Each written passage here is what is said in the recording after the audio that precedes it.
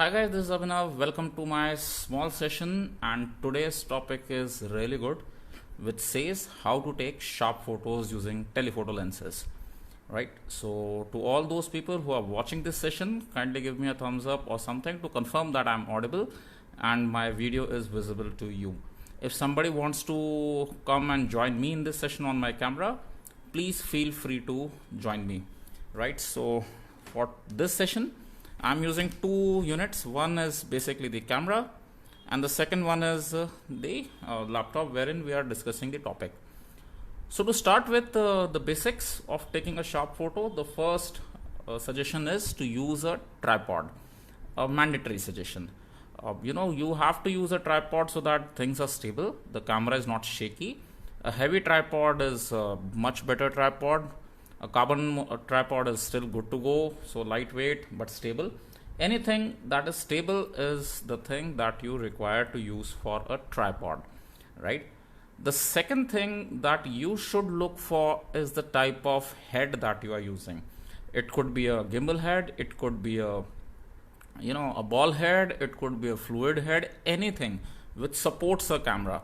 But since we are using this kind of a machine with a telephoto lens, so I prefer to use a gimbal. So go for a good gimbal like a Wimberley or a Benro GH2 like the one I'm using. GH2 is the full size gimbal that we use.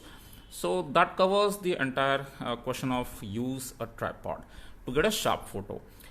There are 10 and 11 tricks which I'm going to discuss with you right now. So that's the idea why we are talking about how to take sharp photos using a basic DSLR or a semi-pro or a pro. The settings would be same, identical for everything, every machine that you use irrespective. For mirrorless cameras with in-body image stabilizations, things are much superior compared to the DSLR. I repeat again, the IBIS in-body image stabilization, they have superb VRs and they are excellent to go for, right? So the first technique that I'm going to use is use a tripod or a monopod also for this matter. To put the camera, it is much stable than to handhold the camera, right? So this is tip number one, use a tripod to take sharp photo. Avoid using filters. So I had been in discussion with some of my friends.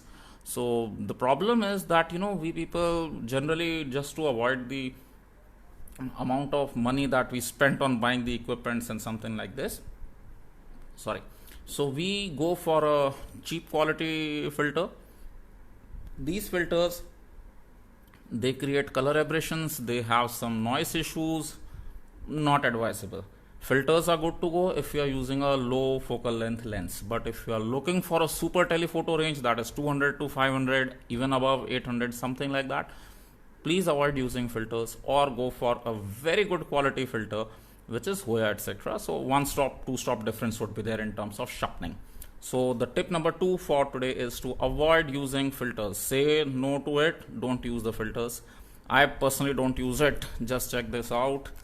There's no filter. The front element is good to go. It's rugged and stable, no problem.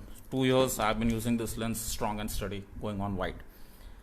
The tip number 3 is clean the lens. Now, once I say clean the lens, I literally mean by not just cleaning the front part of this part of the lens, but the back part as well. So, you have to clean this part as well, and the lens with the part which attaches to the body, this as well.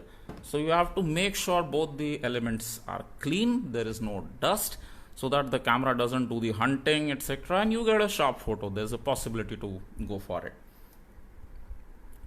Lens calibration if required, right? In this case, just a second, I'll show you something that this is also an important part. So if you're watching my camera, okay, sorry for some disturbance. Let me show you the lens calibration thing. Sorry, the PETA came. Bye PETA.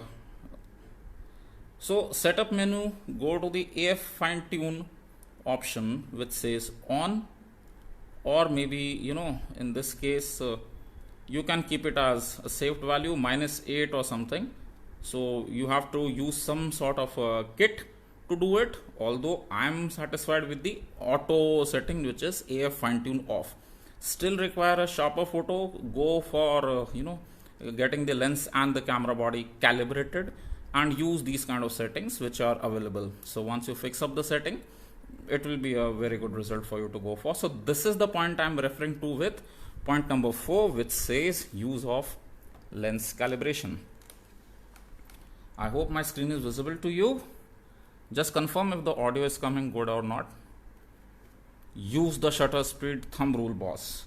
I'll show you again. So this is interesting part. You know how to use the shutter speed thumb rule for getting a sharp photo. Let me show you one thing, what I'm doing in my camera. Right, so we go to the menu section, and if you can see this, yes, it is visible to you. Great. So basically, if you are using an aperture priority, shutter priority, manual, anything, this is the important factor, how to use the shutter speed thumb rule, right? So to brief you out with an easy approach, let's go to the ISO settings. Click this on. Now set the lowest. I simply click to the right option, lowest ISO possible. Maximum sensitivity, go to this 6400. Auto ISO sensitivity, good to go. Minimum shutter speed, do you see this option which says minimum shutter speed? I simply click on auto. Again auto, you can select manually 1/4000, 3200. It is having various options, especially for a camera like D500, or in some mirrorless also identical setup would be there, and in some basic cameras also the setup would be same. So go for auto. Again press the right click. What do you want? You want a faster shutter speed, go for it.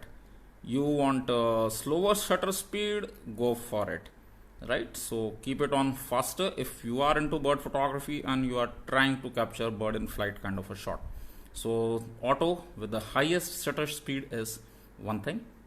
The second rule of thumb is, let me show you with this, right? So we have taken the highest. Now let's take the camera to the manual mode, right? So let us change the mode to of the camera. So okay, so let me press this info button here, and let me change, sorry, mode button, and there you go. Metering is good to go. Exposure mode from shutter C. On my shutter priority, you will see S1/8000. Do you see this S1/8000 5.6? My ISO is approximately 6400. So the faster the shutter speed, the better bird in flight or a sharper image is expected. Term and condition applied, it should be in a good lighting situation. Now with this sort of setting, what I would do, I'll still increase my ISO a bit more. It is less. So let's go for the maximum sensitivity up to 8000. There you go. So with flash I don't need it, but with this setting I am already on 8000 of a shutter, right? So now you see, and let's just show you this info button. There you go. So the shutter speed is almost equivalent to 8000. One more option to take care is, so this is white balance, color space, auto, something. Let's come down to the settings part and hold on, just hold on. I hope I'm audible and visible to you all. This thing, the autofocus C section, if you can see, it is on focus priority, continuous, that's on focus. Now 3D tracking etc is good to go, wrap around good to go, metrics on, yes. There is one more thing. Anyways, so let's continue there. I'll discuss that in a separate section, right? We'll do another session, don't worry. So basic idea was to increase the ISO and to put the good to go. The thumb rule, this one. So this says that maximum shutter speed, and try to keep it at the minimum. That means if you are using a focal length of 500 mm, the minimum shutter speed should be 1/500. That's the rule, and the ISO should be minimum 1/500 in that case as well. So it's something like my focal length is, let's say, is like 500 mm, then shutter is 1/500 for handheld. Please note, okay, for handheld situations, right? I'm writing this up now for handheld, right? So the focal length is for handheld. On tripod you can go 1 or 2 stops less depending on the type of action that you're looking at, right? So this is the rule you should go for. ISO minimum 500 here as well, maximum as per your camera permits. For me it is like 8000. I'm good to go with it since I keep my shutter at 1/8000, right? Good to go. Use group focus for in flight. We all know the type of focusing system we have in our camera. That's point number 6 I'm coming down to. So use group focus, customize the buttons. I'll show you what customization I have done in my camera. So once I press the AF button, just see this, what happens. So this is the icon which says group focus, but once I press my AF on, it is on single point focus, right? So it's not okay. So there it goes. So no, so basically I have customized it. Let us see through the viewfinder if it is possible. I guess no, it's not visible there.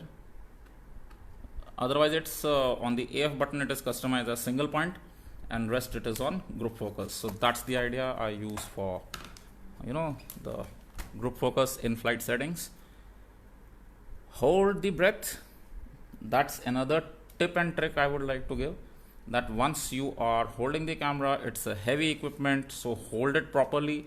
You know, hold the lens not like this to shoot a photo, but like this, support it with your left and operate it with your right. So that's it. That's how you make an arm, like this. So that's how you hold the camera, properly holding, fully extended. If it is like this, hold the camera from, let me show you one thing, from here, the lens, almost to the end of the lens. So don't hold the camera from here, it will be very unstable like this. But if it is holding, if you are holding like this, you can see the difference, right? So hold the camera like this to the farthest point on the lens, not too closest to the camera, almost to the last end. So this place should be there if you want to hold the lens, right? So this is a good to go option. Again, take support from a wall or a tree. It's a very good idea, because the more stable you are, the more stable your camera would be. If you are taking a support, you can definitely go for a sharper support. Proper handling, as I discussed, yes, how to hold the camera, right? We covered it up.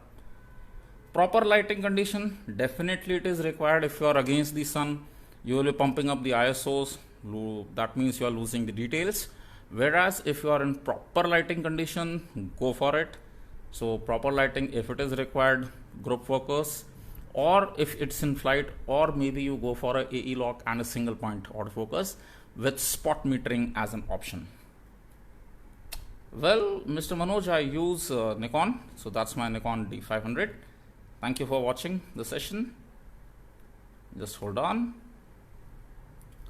So this proper lighting condition, optimize the camera settings. As we discussed, yes, we have to optimize the camera settings. So, you know, tuning the autofocus systems, tuning the meterings, tuning the white balances, tuning the spot metering, or whatever metering would you like to go for.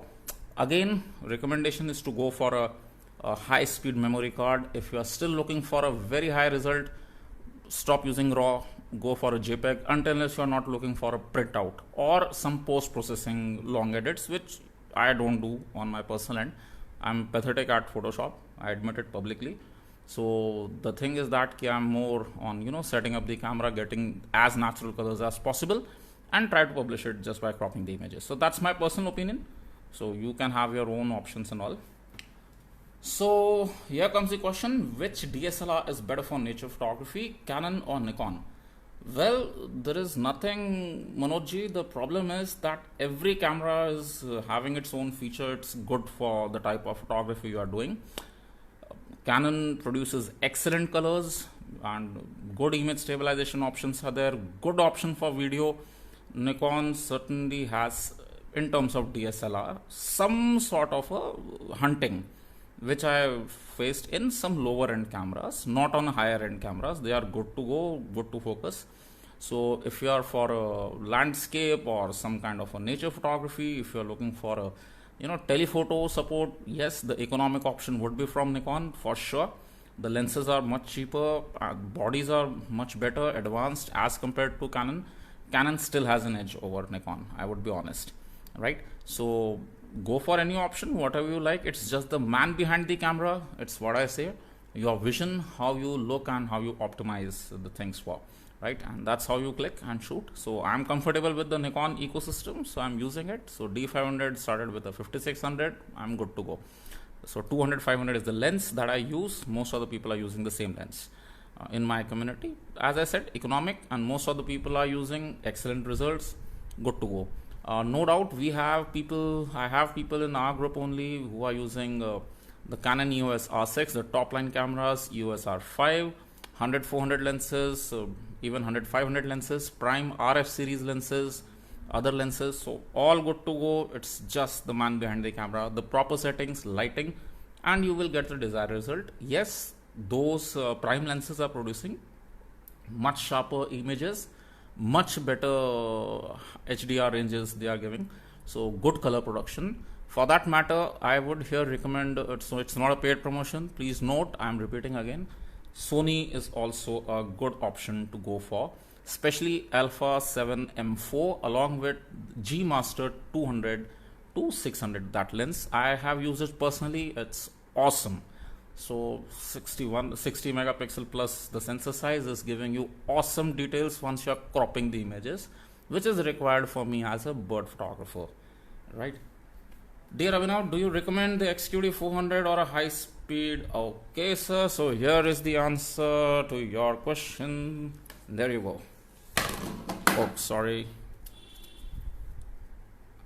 XQD, any given day, this is the card, sir.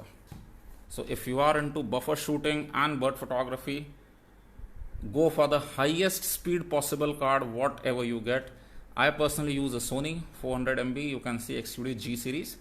Good card for me to go for. Regarding sharpness, it is better to get it from the camera set. Absolutely correct, Mr. Kumar Jatinder ji. Yes, that's the idea we are talking here. And yes, regarding sharpness, it's better to get with the camera. Some tips and tricks we have already discussed, that clean the lens, clean the optical system, set one more thing. Okay, so in some cameras, in most of the cameras, you have this as a diopter. Set it according to your eyesight properly so that you can see. So let's add one more point. Optimize camera settings. Under this heading we have diopter. Chalo, leave it. It comes under the same heading. So diopter should be correctly set. So Mr. Somnath ji writes using 850-600 prime. Awesome combination, sir, to go for. No worries. It's a great combination. 850 is a very, very good camera to go for, and especially once you are talking about the wildlife, 45 megapixel gives you an awesome strength. It gives you awesome color production. So few of our members, as I said, are using this 850 and they are really, really happy with it. What benefit that you get with an 850 is that yes, you are not getting a cropped factor. However, you can use the DX mode to switch over. Right, so from FX to DX you can switch over, so you can get a crop factor, but full FX series has its own advantage once it comes to color production and production of the entire image. With me as a person, I cannot do the FX because my camera is DX. I definitely get an advantage of crop factor and yes, optimized focal length. So that's all I go for. So this is how we do. Then one more thing I would like to, okay. So collar. Okay, so let me add one more column here. Lens. Okay, sorry, Google.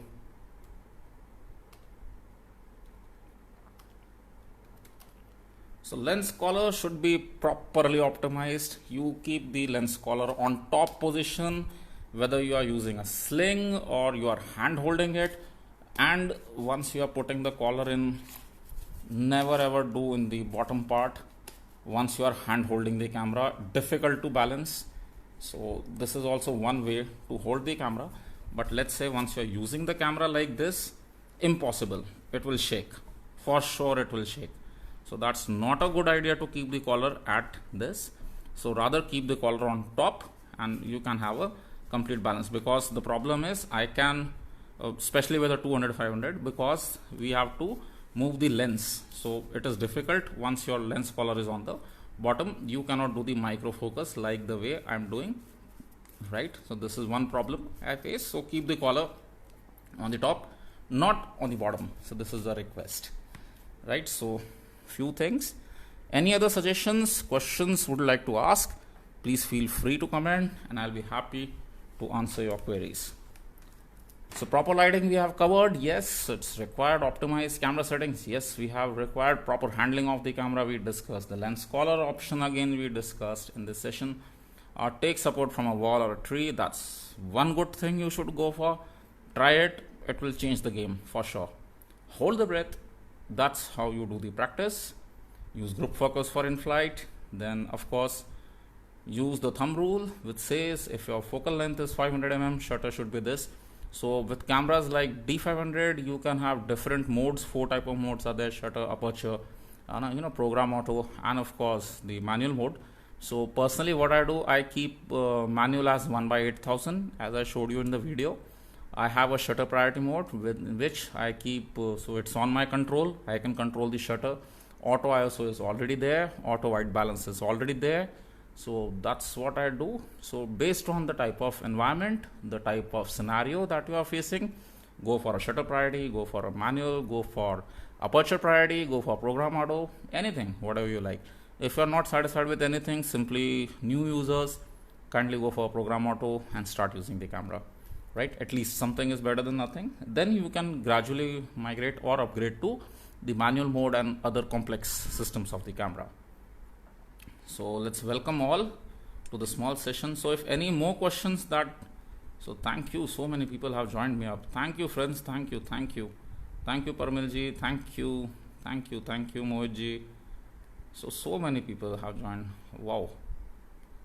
On a short notice, without even informing you all, I just came randomly for a live session. Good support is what I get from all, so that's the reason I do all kind of session. We discuss a lot of things, camera tips and tricks in this group, and that's what the idea is for newcomers. So go for prime lenses, go for tripods, go for gimbals, whatever you like. So if in a mountainous region or something where you're there, so recommend you to go for a monopod as well. Those are good options to go for. But if you want a proper wildlife, gimbals and tripods are the options you should consider. Along with it, the balancing technique, which I would discuss in the later sessions coming up. So how to balance the camera now. So this is what we did with the electronic calibrations and the settings to get the sharp photos, but balancing of the camera is again an important element. Whether you balance it handheld, or you balance it on a gimbal, or you balance it on a sling, or you balance it on a bean bag or your bag or the camera bag that you carry, right? So those are some of the things that I'll be discussing later on. So this session will be saved and it will be live on my Facebook group, so you can share it with the friends. I'll download this video and upload it on my YouTube channel as well, and we'll share the link with you all. So if any more questions, please feel free to ask, or else let's call it off. So this is Abhinav signing off. Happy birding. Please do mention if any queries are there in the section, in the comment section below. I'll be happy to answer. Thank you. And what more sessions are you looking for? Let me know in the comment. Thank you. This is Abhinav signing off.